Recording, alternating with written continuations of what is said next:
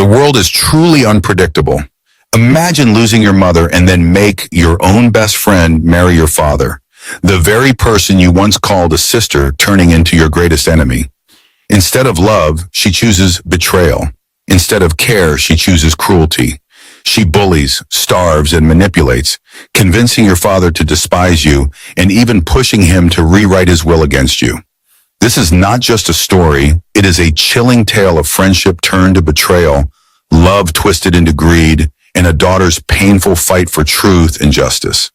So sit back, relax, and grab your popcorn as we take you through this unforgettable journey. And if you're new here, kindly subscribe and hit the like button so you won't miss a single powerful story. Amara was the jewel of her father, Chief John. From the moment she was born, her father's world revolved around her. Chief John was not just a billionaire. He was a man admired in society for his calm wisdom, generosity, and spotless reputation. In meetings, men deferred to him. In the community, widows and orphans blessed his name. Yet behind the gates of his vast Banana Island mansion, Chief John was simply a father who adored his little girl. Tragedy struck when Amara was 16. Her mother, the woman who had been the heartbeat of the home, passed away after a brief illness. That night, Amara's life changed forever. She remembered clutching her father's Ugbada as he stood like a broken giant beside the coffin. Tears streamed down his face. Tears no one in the world thought Chief John could ever shed. He vowed then, with quivering lips, never to remarry. "All my love will now belong to you, Amara," he whispered, holding her as if he feared she would vanish too. And he kept that vow. While others thought money spoiled children, Amara was raised differently. Chief John taught her dignity, humility, and compassion. Despite their wealth, she was not the girl who scorned market women or laughed at drivers' children. She was approachable, warm, and respectful, a reflection of her late mother's gentle soul. By the time she entered the university, she carried herself with quiet grace. Boys chased her, but she was never swayed by riches or empty words. Professors respected her intellect. Students admired her humility. And in her second year, fate led her to Fumi. It happened in the library on a humid afternoon. Amara was searching for a book on African business ethics when she noticed another girl struggling to reach the top shelf. Without hesitation, Amara fetched it for her. "Thank you," the girl smiled, brushing a stray braid from her face. "I'm Fumi."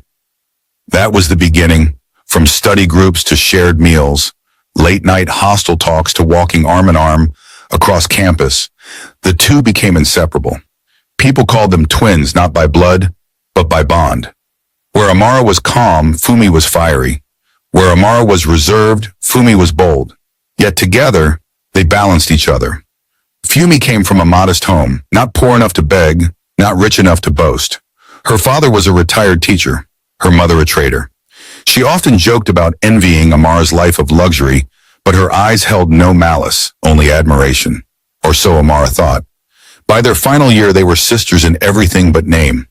They studied for exams together, dreamed about their futures, and even promised that no matter what happened, they would always stand by each other. But destiny, cruel and cunning, was weaving its threads in silence. One evening, as the sun melted into crimson over the lagoon, Chief John called Amara into his study. His eyes, once so bright, now carried a shadow of loneliness. "Amara," he said softly, "you will soon marry, and this house will be empty. I cannot live alone. I need a companion." The words hit her like thunder. She had grown accustomed to her father being hers alone. The idea of another woman filling her mother's place was painful. That night she wept in silence, fearing her father would forget the vow he made years ago. The next day, in tears, she poured out her heart to Fumi. Fumi listened, her eyes glinting strangely. Then, with a small laugh, she said the words that would twist their destinies forever. "Why don't I marry your father?" Amara blinked, stunned. Fumi leaned forward, her voice honeyed. "Think about it. We're already like sisters. Who else could care for him better than me? You'll never have to worry. I'll protect him, and I'll always protect you." The suggestion seemed wild, yet in her grief and loyalty to her best friend, Amara felt hope. She imagined her father gaining a companion and herself gaining not just a friend, but a sister in truth. She smiled through her tears, never knowing she had just opened the door to her own betrayal. In the quiet corridors of the mansion, where portraits of her late mother hung like silent witnesses, the seeds of tragedy had been sown. The night Fumi made her audacious offer, sleep abandoned Amara. Ceiling shadows stretched into shapes of doubt as the sea breeze tapped the balcony doors. Her mother's portrait, smiling softly in a wrapper of blue and gold, seemed to ask the question Amara had no answer for. "Are you sure?" By morning, she braced herself and went to her father's study. Chief John sat at his old mahogany desk, spectacles low on his nose, turning the pages of a ledger he didn't need to read. Numbers had never troubled him. Loneliness had. He didn't look up when she entered. He sensed his daughter before he saw her, the way fathers do. "Daddy," Amara said, voice barely above a whisper. He removed his glasses. "My moon." She hesitated only a heartbeat, then spoke. If you must remarry, I have someone who truly cares for us. Fumi." The room shrank. The clock ticked louder. Chief John leaned back very slowly, as if resisting a heavy wave. "Fumi, your friend." "Yes," Amar said quickly. "She knows our family. She's kind, dutiful. I trust her." He studied his daughter's face, searching for a trace of the child who had once hidden behind his legs. Instead, he saw a woman trying to protect him. He loved her for it, and feared for her because of it. "I will not speak in riddles," he said at last. "I don't like this." "Why?" Amara's hands tightened around each other. "Because she's young? Because people will talk?" Her voice shook. "Do they matter more than your happiness?" He rose, walked to the window, and drew the curtains aside. Morning flooded the study, palms swaying, guards at attention, the world orderly and predictable, unlike human hearts. "Amara," he said, still facing the light, "good men are ruined by the wrong hands. I cannot pretend I don't see appetite when young people look at an old man's house." "She isn't like that." Amara stepped closer. "Daddy, this was my idea. She only offered because she cares about us." He turned and the lines around his eyes deepened. "Then let me be the selfish one. I will not accept." The no landed like a gavel, but Amara did not leave. Love had taught her courage. "Meet her," she said softly. "Truly meet her. One lunch. If you still dislike it, I will never speak of it again." Chief John considered. He had raised his daughter to be resolute. Now he had to face the consequence of that admirable training. He nodded once. "One lunch then." They held it in the smaller dining room, the one with the low chandelier and the old family photographs. The choice was deliberate. Grandeur dazzles, history tests. Fumi arrived in a simple cream dress that hugged neither waist nor pride. She curtsied, greeted each staff member by name, and asked to help set the table. The chef nearly dropped a spoon. "Sir," she said to Chief John, eyes lowered, "thank you for welcoming me into your home. I came to honor your daughter's invitation." "Nothing more." "Be seated, Mena," he said. Conversation began carefully, like tiptoeing over a sleeping animal. Fumi spoke of school, of dreams that involved charity and women's education. She praised Amar's humility with stories that made the housekeeper smile. She never mentioned money, not once. After the meal, she stood to clear the plates. Chief John stopped her gently. "Guests do not work."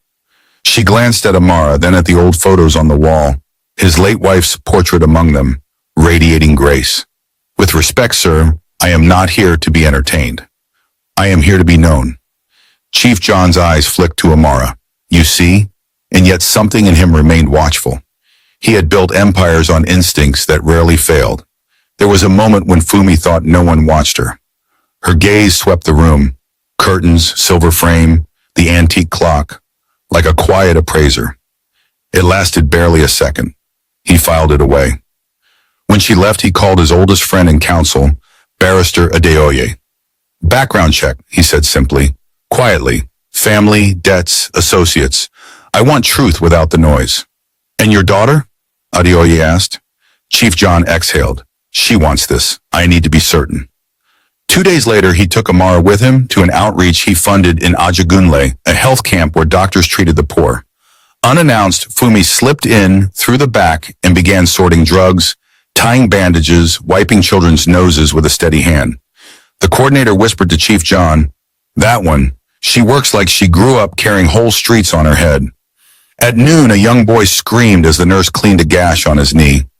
Fumi squatted, pressed her forehead gently to his, and told a ridiculous story about a rooster who wore sneakers to escape Sunday pot. The child laughed through tears. Chief John heard that laugh and felt the steel in his suspicions soften. He took Amara aside. "She knows how to be useful." Amara's eyes shone. "I told you." "Usefulness," he said quietly, "is not the same as loyalty." She swallowed. "Then test her, Daddy." He already had. By the week's end, Adeoye's report came in. No debts, no criminal ties, parents respectable, father retired teacher, mother traitor, spirited, outspoken, Fumi's grades strong, ambition high, nothing sinister, nothing conclusive. Chief John thanked the barrister and called his head of security, Sewell. "Install additional cameras in the private corridors, discreet."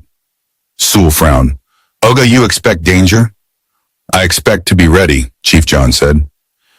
That evening he invited Fumi for tea. No entourage, no spectacle. In the quiet of the study, he placed a plain ring box on the table. She didn't reach for it. "This is not a proposal," he said, watching her face. "It is a conversation.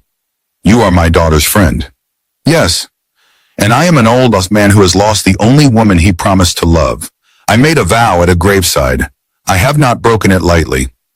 Fumi's expression softened, perfectly measured. "I would never compete with a memory. If I enter this family, it would be to serve it." "Then understand me," he said. "If we do this, the business remains with me. There will be trustees, prenuptial protections, and a board that answers to no spouse. You would be my companion, not my successor. Is that acceptable?" There, he had drawn the map and placed bright warning signs along every road to Greed. Fumi lowered her gaze. "Yes, sir," he added almost carelessly, "and Amara stays at the center. My daughter is not up for negotiation." Fumi smiled, a small flicker that looked like humility. "Of course, Brahiso." Chief John poured the tea and took a long, thoughtful sip. A father's love can be a dangerous kind of blindness. He told himself he was not blind, only cautious, only tired. He thought of quiet meals, of laughter returning to the halls, of Amara's relief. He imagined a house no longer echoing with absence. "Very well," he said finally. "We will proceed." Fumi's shoulders trembled, as if barely containing gratitude. She did not reach for the ring box then either. She only whispered, "Thank you." After she left, Chief John remained alone in the study, listening to the grandfather clock count the terms of the future he had just accepted. He slid the ring box back into the drawer and took out a fountain pen. On a clean sheet, he wrote in his careful hand, "In case of emergency, truth must have a path." Beneath it, he listed names, passwords, and a final instruction for Adeoye.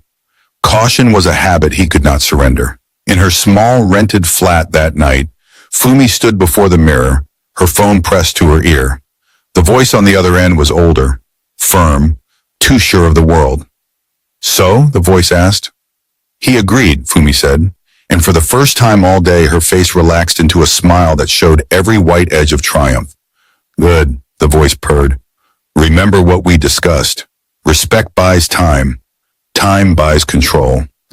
Fumi's smile faded to something colder.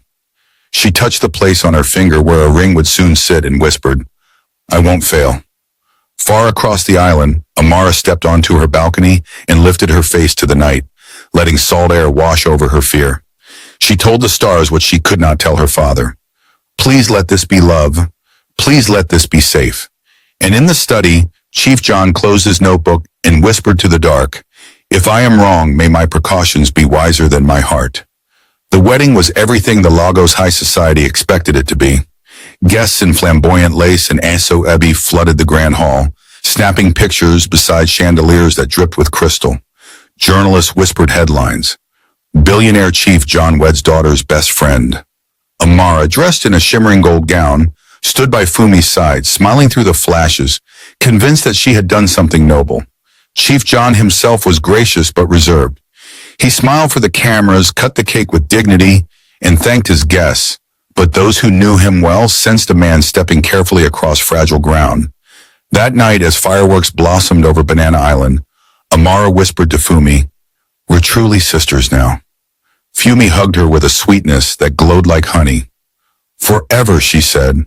But even as the word left her lips, her eyes flickered past Amara toward the man whose empire she now had access to, her new husband. The mask began to slip almost immediately. It was subtle at first. Amara noticed that Fumi no longer lingered in her room for late-night gist.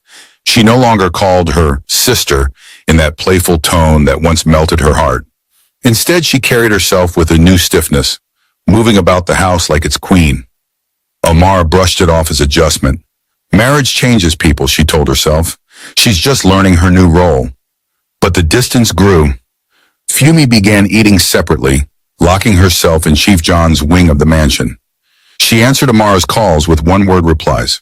The friend who once borrowed her clothes now turned her nose up at them, dressing in expensive lace wrappers and diamond-studded blouses, her every step echoing authority. It wasn't long before Amara overheard the truth. One evening, unable to sleep, she wandered into the corridor near her father's study. The door was slightly ajar, and inside, Fumi's mother sat cross-legged, whispering fiercely, "You have entered his house, my daughter. Do not waste time on friendship. Love will not feed you. What matters is control. You must hold his empire in your two hands, or else his daughter will snatch it back when he dies." Amara's heart thudded as she pressed against the wall. "Yes, Mama," Fumi's voice replied. "I understand. There is a man in Mushin, a herbalist. He will give you charms to bind Chief John's heart to yours and turn him against Amara. If the daughter stands in your way, she must fall." Amara gasped silently, her whole body trembling. She wanted to storm in, to shout, but fear chained her tongue. She fled to her room, tears staining her pillow until dawn. The changes followed swiftly. Chief John, once her gentle protector, began scolding Amara for things she had never done. He accused her of neglecting her studies, of wasting money on frivolities, of flirting with men. Each accusation carried the echo of Fumi's tongue. "Daddy, it's not true," she cried one night, kneeling beside him. "You know me, you raised me."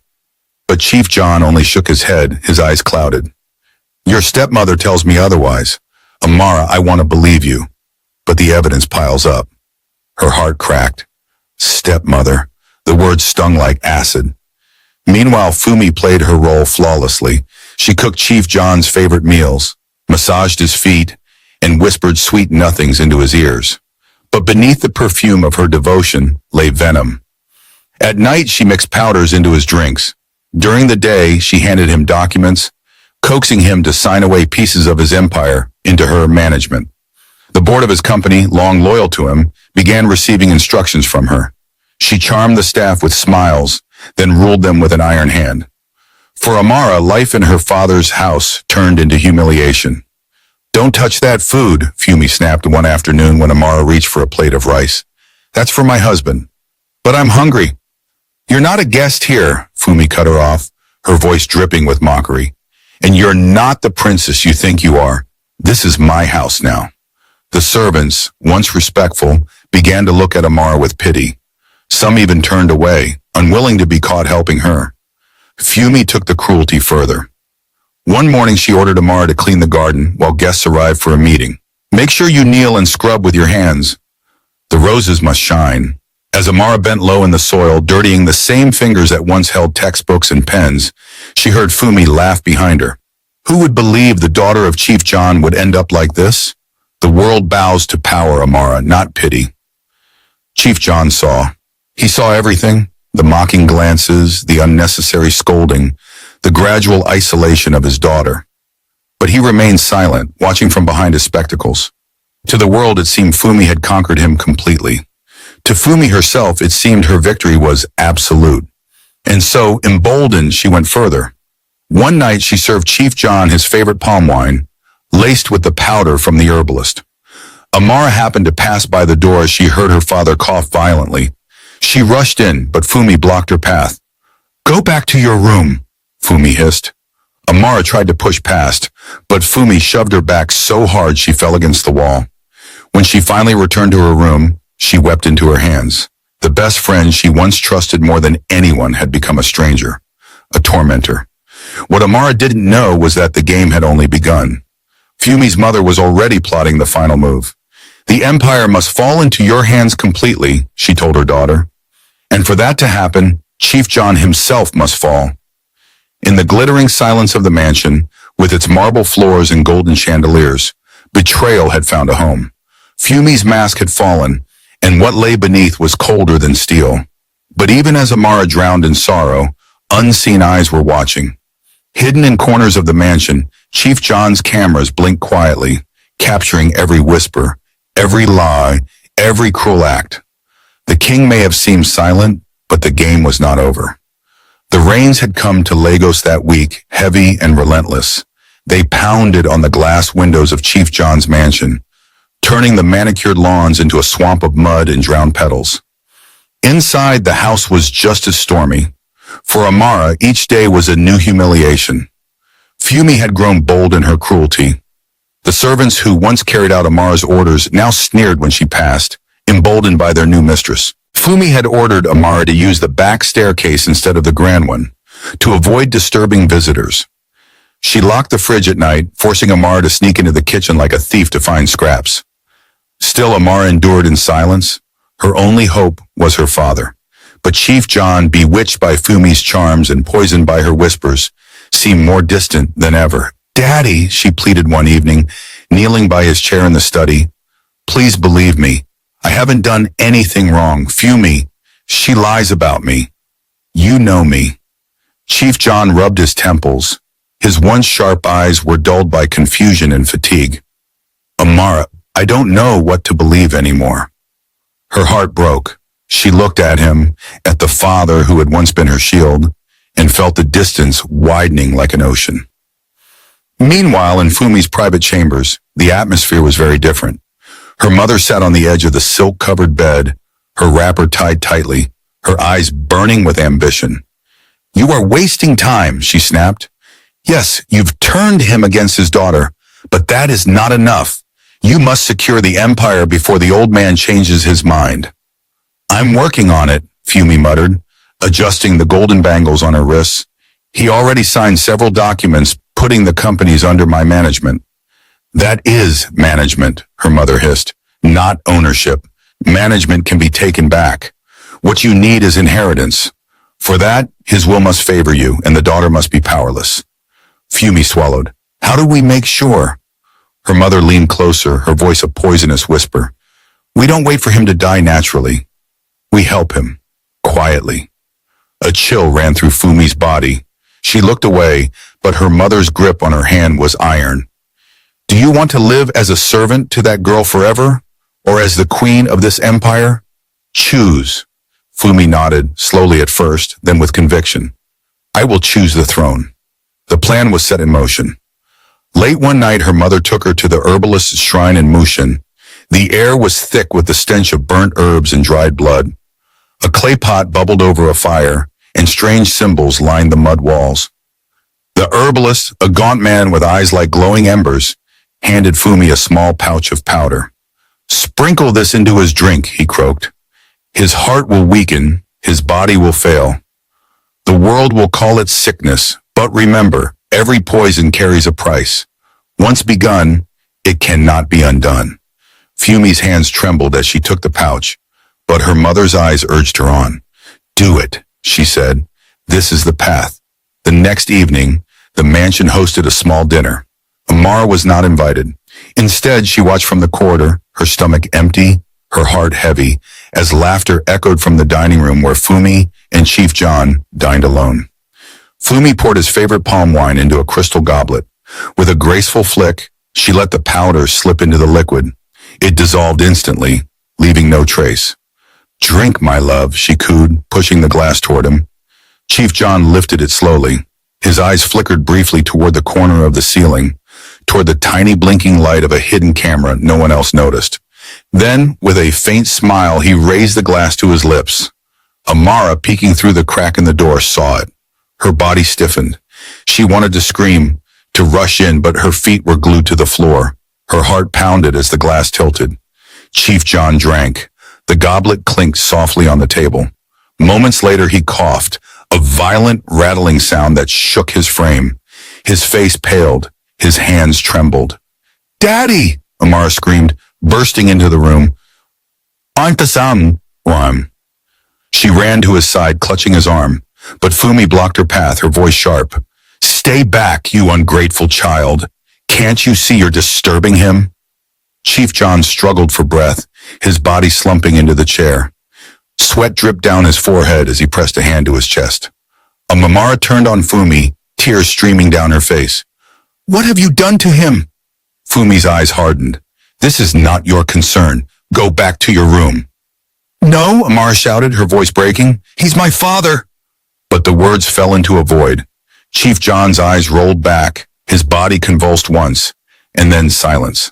His hand slipped from Amara's grasp, falling lifelessly to his side. The mansion plunged into chaos. Staff rushed in, gasping at the sight. Fumi wailed dramatically, throwing herself across the floor, crying, "My husband! My love! What cruel fate!"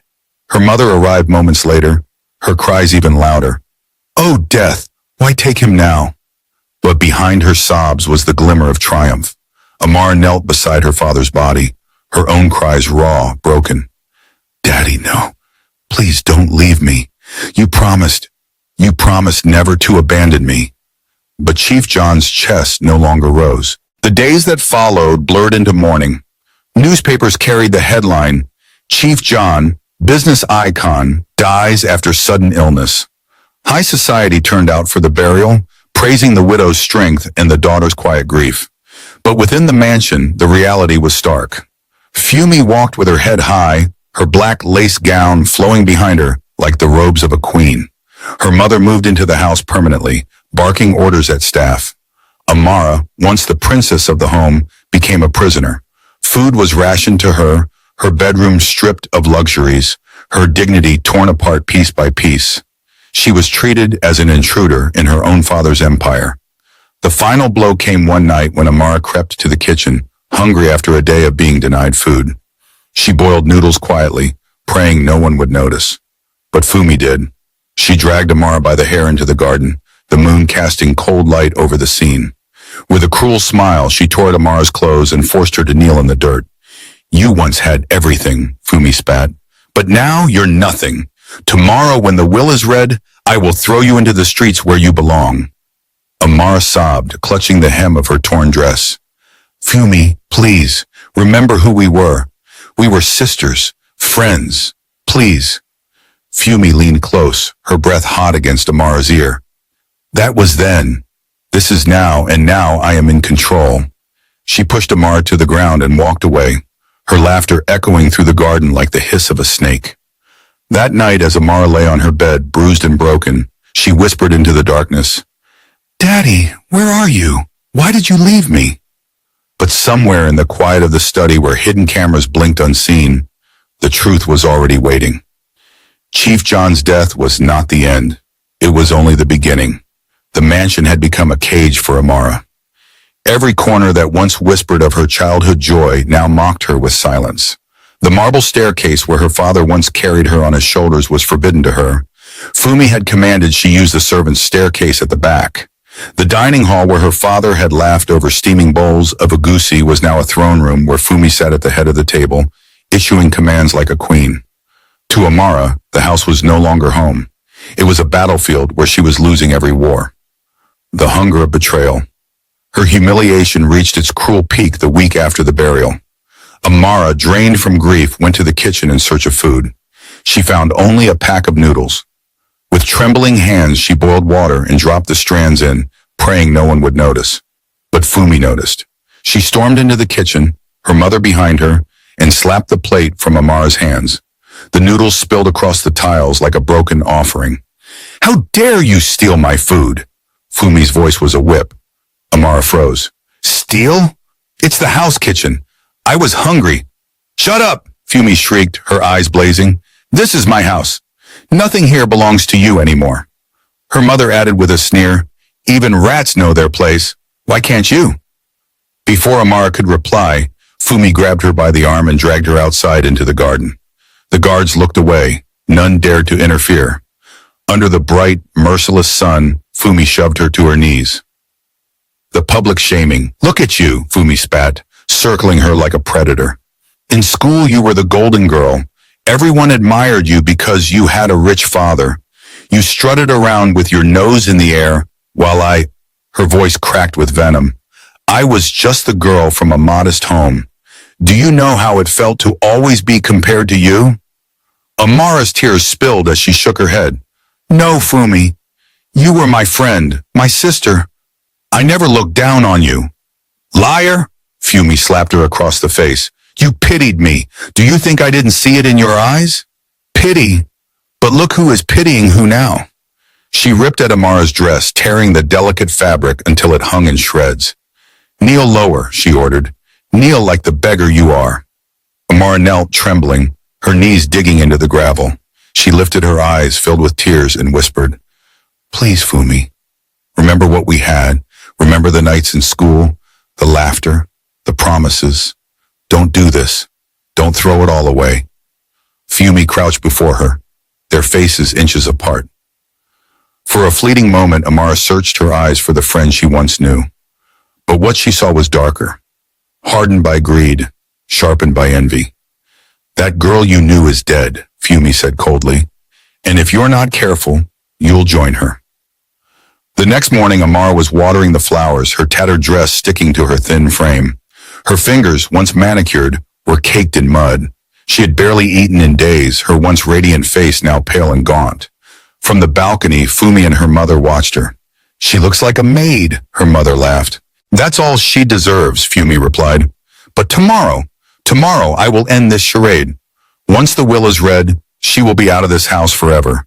The streets will be her bed, and the gutters, her inheritance. They laughed together, their voices carrying across the compound. Amara heard them. Each word pierced her like a blade, but she remained silent, her eyes fixed on the soil as though she could bury her pain with the roots of the roses. That night she sat alone in her room, the darkness pressing down on her. Her father's voice echoed in her memory. All my love will now belong to you, Amara. She clutched his old wristwatch, the only thing of his she still had, and whispered, Daddy, they've taken everything from me. I don't know what tomorrow will bring. But please don't let them erase me. Don't let them erase us. Morning dawned with unusual stillness. The air was heavy, as though the mansion itself anticipated something monumental. The staff were restless, whispering about the will reading. Fumi strutted through the halls in an expensive black gown, her head held high, her mother trailing behind her like a shadow of greed. Amara, dressed in a plain, faded gown, stood by the window, her stomach hollow but her heart strangely steady. She remembered Fumi's words in the garden.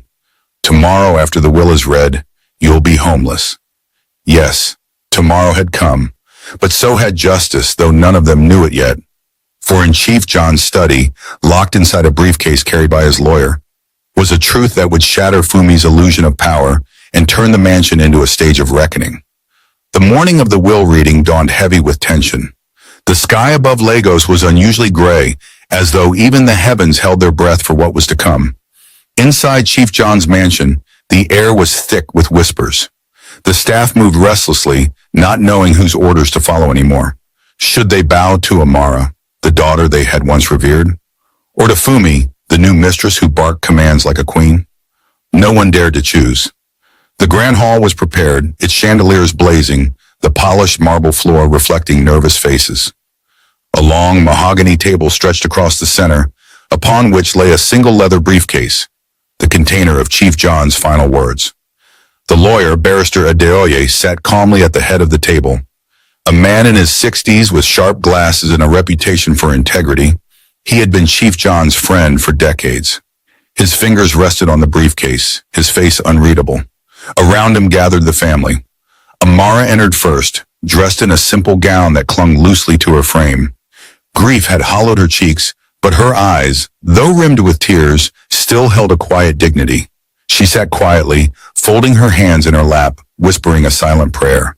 Then came Fumi, sweeping into the room like a queen arriving for coronation. She wore a fitted black gown embroidered with silver threads, her hair wrapped high in geal. Diamonds sparkled on her ears and her lips curved with smugness. Beside her, her mother strutted proudly, already picturing the wealth soon to be theirs. "Let's get this over with," Fumi said, her voice carrying a note of impatience. She sat directly opposite Amara, shooting her a cold, triumphant smile. Amara lowered her gaze, her heart pounding. Barrister Adeoye cleared his throat. The chatter silenced. "We are gathered here to read the last will and testament of the late Chief John Chukwudi. May his soul rest in peace. As per his instructions, I will read his words exactly as they were given to me." The air grew heavier. Fumi leaned back in her chair, already imagining the empire transferring into her hands. The lawyer unfolded the papers and began. "To my dear wife, Fumi, thank you for choosing to marry an old man like me and being with me until my death." Fumi's lips curled upward, and her mother squeezed her hand in excitement. The words were exactly as they had hoped. Amara felt her heart sink. The lawyer continued, "Fumi, you have spoken many things about my daughter, Amara. You told me she was wasteful, irresponsible, and immoral. You painted her to me as someone unworthy of my trust. Those words weighed heavily on me. They made me consider altering the destiny of my estate." Fumi leaned forward, her smile widening. She could almost taste victory. Barrister Adeoye adjusted his glasses and went on. "Therefore I, Chief John Chukwudi, in full clarity of mind and body, do hereby declare the fate of my estate, my mansion in Banana Island, my companies in Nigeria and Ghana, my estates in London and the UAE, my factories in India, every account in every asset I own. I leave them all, in totality, to the one person I love more than life itself." The pause that followed was suffocating. Fumi's chest rose in anticipation. Her mother gripped her arm tightly. The lawyer's voice dropped, deliberate and clear. "To my daughter, Amara." The hall erupted. Gasps filled the air. Amara froze, her lips parting in disbelief. Tears welled in her eyes, but she was too stunned to speak. Fumi shot to her feet, her chair screeching across the marble. "What?" she screamed. "That's not possible. He promised me. He told me." Her mother shouted too. "This is a lie. This will is fake." "Sit down," Barrister Adeoye said firmly, his voice like steel. "I am not done." Fumi's chest heaved, but she remained standing, trembling with rage. The lawyer continued, "To my daughter Amara, I apologize for ever doubting you. I allowed lies to cloud my judgment, and I failed you when you needed me most. Forgive me, my daughter. Know that even in death, I love you." Amara broke into boss, clutching her chest. "Daddy," she whispered. The lawyer raised his hand. "There is still one more section." The hall quieted. Fumi's breath came in ragged bursts. The lawyer's voice deepened as he read the final words. "And to my wife, Fumi, I leave you nothing. You came into my life under the guise of love, but your actions revealed your true nature. You poisoned my cup. Yes, I am aware. The cameras in this mansion recorded every act. The powders, the whispers, the deceit. Every lie you told me about Amara, I knew. I played along because I wanted the world to see you for what you are." The entire hall froze. Fumi's knees buckled. No, that's not true. He couldn't have known." But Barrister Adeoye produced a flash drive from the briefcase. "Chief John gave me this before his death. CCTV recordings of every step you took. The evidence is here, in my custody, and copies have already been delivered to the authorities." At that moment, heavy boots thundered into the hall. Police officers entered, their guns at the ready. "Fumi Chukwudi, you are under arrest for the attempted murder of Chief John Chukwudi and for conspiracy with your mother to defraud his estate," the lead officer declared. Handcuffs clicked around Fumi's wrists. She fell to her knees, sobbing uncontrollably. "No, Amara, please help me. I didn't mean it. I swear. Mama forced me. I thought I could handle it. Please forgive me." Her mother, too, was dragged forward, kicking and wailing. "It wasn't us. We were only trying to survive. Don't take us away." But their cries fell on deaf ears. The officers marched them toward the door, their shrieks echoing down the marble halls like the last cries of fallen queens. Amara sat frozen, her tears streaming. She could barely comprehend it. Her best friend, her sister, had tried to destroy her, had killed her father, and now was being dragged to prison. As Fumi was pulled out, she looked back one last time, her eyes swollen and red locked onto Amara's. "Please forgive me." Amara's lips trembled. "You killed him, Fumi. You killed the only man who loved me. How can I forgive that?" The words landed like stones. Fumi's face crumpled, and she was shoved into the waiting van outside. The hall emptied slowly. Staff members whispered, stunned at the revelation. Some stole glances at Amara, their eyes filled with a mix of pity and awe. She sat still at the table, clutching the wristwatch her father had left her, her tears falling silently onto the mahogany surface. Barrister Adeoye closed the briefcase gently. He looked at her with soft eyes. "Your father loved you, Amara. Even when it seemed he didn't, he never stopped protecting you.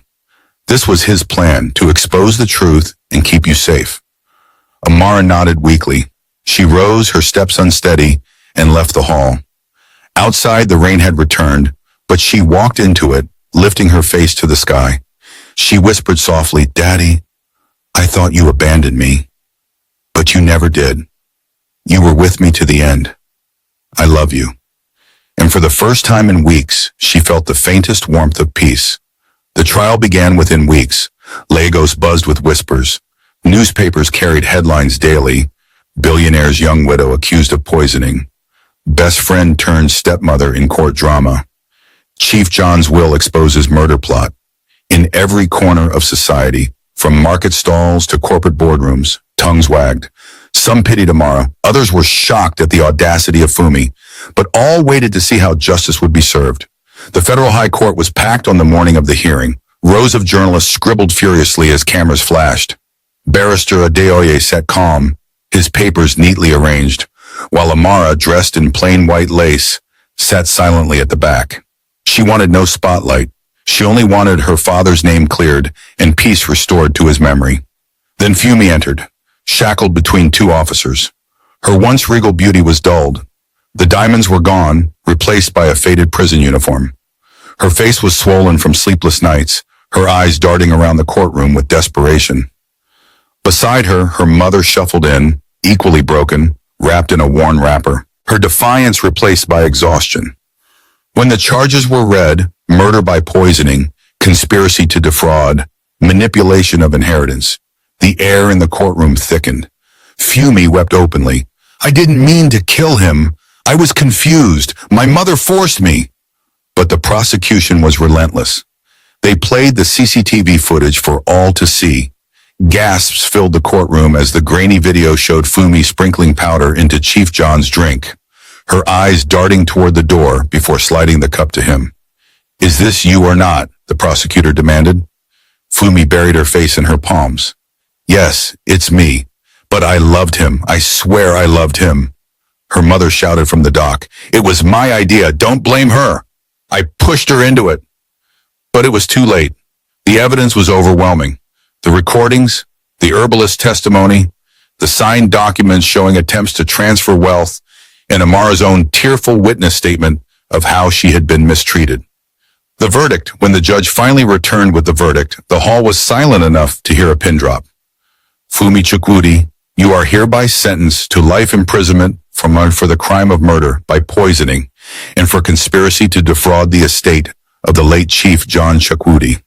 The gavel struck like thunder.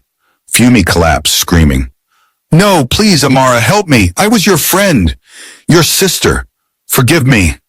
Her cries echoed as she was dragged from the courtroom, her wrists bound tightly in chains. Her mother's sentencing followed swiftly, 25 years in prison for complicity in aiding the crime. The older woman wailed as she was led away, her once proud voice reduced to broken sobs. Amara sat still, tears streaming silently down her face. She felt no triumph, no joy in their downfall, only a deep ache in her chest. The visit to the grave, weeks later, after the noise of the trial died down and the media frenzy turned to other scandals, Amara found herself standing at her father's grave. The cemetery was quiet, the wind rustling through the tall grasses. She wore a simple gown, her hair tied back, her face bare. In her hand, she held a small bouquet of white lilies. her father's favorite flower. She knelt before the marble headstone that read, Chief John Chukwudi, beloved father, husband, and visionary. Her fingers traced the carved letters as tears blurred her sight. Daddy, she whispered, her voice trembling. I thought you abandoned me. When you turned away from me, when you believed Fumi's lies, I thought you had stopped loving me. I felt alone, but now I know. You never left me. Even in death, you protected me. You gave me back my dignity. You gave me justice. Her sobs came in waves, raw and uncontrollable. She pressed the flowers to the grave and bowed her head. I forgive you for doubting me, and I forgive myself for trusting the wrong person. But Daddy, my heart still breaks. I lost my best friend, and I lost you. Nothing can fill that emptiness. For a long while, she knelt there, the wind wrapping around her like her father's unseen embrace. The transformation. Life slowly began to take a new shape. With the estate and companies in her name, Amara inherited not just wealth but responsibility. She appointed loyal managers to run the businesses, just as her father had advised in his final letters.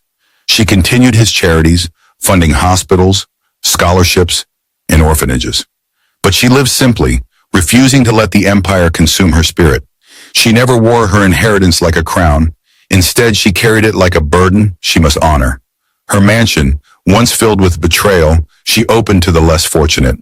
Children played in the gardens where she once knelt in humiliation, their laughter filling the air like healing balm. And yet, even amid her new life, she never forgot the lesson burned into her soul. Betrayal does not always come from enemies. It can come from the ones you call sister.